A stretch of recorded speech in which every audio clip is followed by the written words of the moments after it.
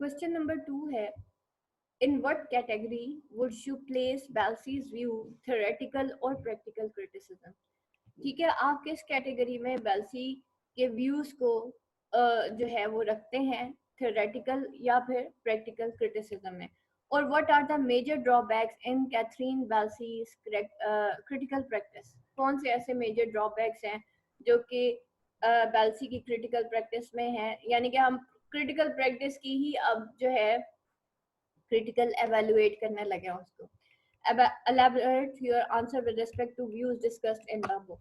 Answer यहाँ पे देखिएगा, as far as reading of critical practice is concerned, it takes us nowhere. Nearly in all chapter from the beginning till the end, we find no concluding remarks or any type of final judgment. This is perhaps Balsi's major drawback. In her book, she discusses the theories and views of so many critics, but nowhere gives her personal judgment regardless of the need, explanation, and views discussed under her topics. It means the book contains theories and practices already in vogue. She may have the conclusion already drawn in reader's mind. However, her way of discussing the topics can both be termed as theoretical and practical. अब यहाँ पे बात हो रही है कि इसका ये मतलब है कि ये जो बुक है वो थ्योरीज और प्रैक्टिसेस ऑलरेडी इन वो मतलब वो उसके अंदर हैं, लेकिन इन वो में है, हैपेजेड में है। She may have the conclusions already drawn in readers mind. शायद वो जो है रीडर के माइंड में ऑलरेडी कंक्लूजन्स ड्रॉ कर चुकी थी, जबकि however her way of discussing the topic can both be termed as theoretical and practical। जबकि जिस तरीके से उसने टॉपिक्स को डिस्कस किया है उसको हम थियोरेटिकल भी कह सकते हैं और प्रैक्टिकल भी कह सकते हैं। She does not remain particular to any mode of expression। वो किसी एक mood of expression तक नहीं रही थी। The topic discussed in the book range from the most ancient to the most modern। और जो टॉपिक इस बुक के अंदर डिस्कस किए गए वो रेंज करते हैं कहाँ से, एंशियंट से लेके मोस्ट एंशियंट से लेके मोस्ट मॉडर्न की तरफ। She has not taken only way of expression but also the role of language in conveying that way of expression. In the same way, she has not only discussed the creative process but also the process taking place in the mind of a reader. In the process of creation, she takes into account the social circumstances along with psychological thinking or unconscious working of writer's mind while writing a text.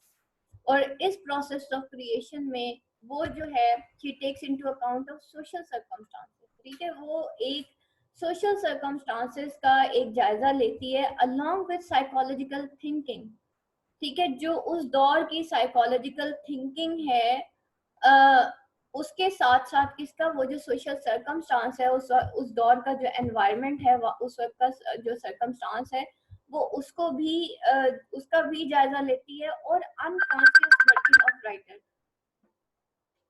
Unconscious working of writer को भी वो जहन में लेती है while writing a text, जब वो एक टेक्स्ट को राइट करती है। Naturally, in this way, she must have taken some views and theories of writer belonging to psychology, sociology, economics, and ethics. Now, it is natural that whenever a person tries to discuss something, he must possess some views of his own.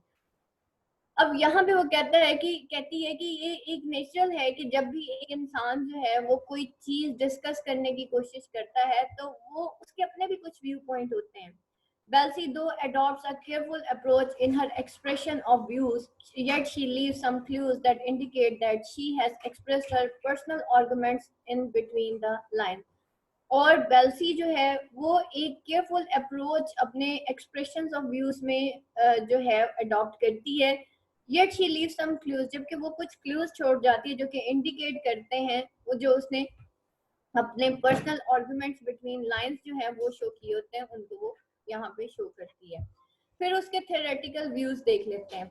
अच्छा, criticism में ना बेटा बाकी जितनी भी आप लोगों की लिटरेचर है ना, लिटरेचर के जितने भी पेपर्स हैं उसमें आप हेडिंग्स नहीं देख सकते, लेकिन क्रिटिसिज्म के पेपर में और लिंग्विस्टिक्स के पेपर में आप लोग हेडिंग्स दे सकते हैं।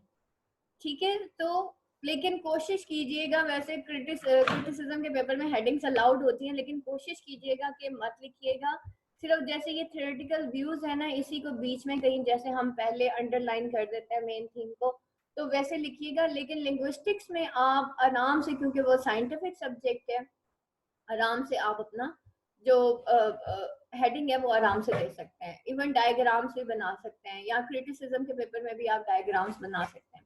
थ्योरेटिकल व्यूज देख लेते हैं। Undertaking the task of critical practice, Wellesley takes reference out of work of Althusser, Barthes, Saussure, and others. She discusses their views about language and the process of creation, and gives her remarks as output of her reading of these writers. Her remarks are very much theoretical in nature and are present nearly in all discussion of theories and views. We may take these remarks as practical in nature, but we cannot deny their values as theoretical remarks. उसके जो remarks थे वो बहुत ज़्यादा theoretical थे in nature, और वो present करती है डिस्कशन ऑफ थ्योरीज को, ठीक है। और उस थ्योरीज में उसने किस किस की थ्योरी की बात की थी, अल्थूजर की, बार्थस, साशोर एंड अदर्स, ठीक है। उसने बहुत ज्यादा जो है मतलब थ्योरीज पेश की थी इन इन लोगों की कामों की। Her remarks are very much theoretical in nature, इस वजह से उसके रिमार्क्स जो थे वो बहुत ज्यादा थियोरेटिकल थे। We may take these remarks as practical in nature, but we cannot deny their values as theoretical remarks. हम इन remarks को practical in nature तो ले सकते हैं, लेकिन हम उसकी जो value है उसको deny नहीं कर सकते। In this way, the theoretical remarks in Wellesley, in a sense, are also practical. और इस way में ये जो theoretical remarks है Wellesley में, in a sense, ये practical भी हैं। यानी कि उसके जो remarks थे वो practical as well as theoretical both थे। She has not succeeded in differentiating between these types of remarks. और वो जो है इन types of remarks में differentiate कभी भी नहीं कर सकी थी। Practical views देखते हैं। On the other hand, the way of analyzing the text, keeping in mind the limits or hints provided by the text itself, regardless of intention of the writer and social circumstances, is called practical criticism. अब यहाँ पे देखें कि दूसरी तरफ अगर देखा जाए तो ये the way of analysing the text, keeping in mind the limits, कि ये जिस तरीके से हम टेक्स्ट को एनालाइज करते हैं, और जो कि keeping in mind the limits और hints provided by text itself, तो regardless of the intention of writer and social circumstances, कि हम किस तरीके से टेक्स्ट को एनालाइज करते हैं, keeping in mind the limits of hints provided by the text itself. हमारे माइंड में जो hints आते हैं, हमारे माइंड में कुछ मतलब टेक्स्ट की वजह से कुछ इमेजेस आते हैं, hints आते हैं, उसको मद्देनजर रखते हुए जब हम कोई भी चीज जो है, कोई भी टेक्स्ट, उसको एनालाइज करते हैं, regardless of the intention of writer and social circumstances, कि उसमें हम मतलब ये नहीं देखते कि राइटर की क्या इंटेंशन है या सोशल सर्कमस्टांसेस क्या है, बल्कि हम क्या कहते हैं, जब हम टेक्स्ट को, जो प्रोवाइडेड टेक्स्ट होता है, उसको हम एनालाइज कैसे करते हैं, टेक्स्ट कीपिंग इन माइंड। उस टेक्स्ट को जब हम अपने माइंड में रख के हम कुछ सोचते हैं और फिर हम उस टेक्स्ट के बारे में बोलते हैं, तो हम इसको प्रैक्टिकल क्रिटिसिज्म कहते हैं। जैसे थॉट फॉक्स के बारे में अगर हम सोचते हैं तो जहन में एक फॉक्स का ख्याल आता है, रिगार्डलेस के राइटर ने उसको कैसे जो है पेश किया है, तो हमारे जहन में क्या आता है कि ये कोई कनिंग फॉक्स होगी और जो है जो अपना काम शायद कर रही होगी। दो Wellesley has discussed both theoretical and practical attitude, yet if she has taken more help of practical attitude of criticism, her style of expression is more practical than theoretical. The function of practical criticism is not only to provide the theories and views in practical form, but also the analysis of the text with reference to the facts and figures provided in the text. Throughout the critical practice, she has tried to maintain both these levels of discussion or outstanding. Especially the last two chapters of book are purely based on these level.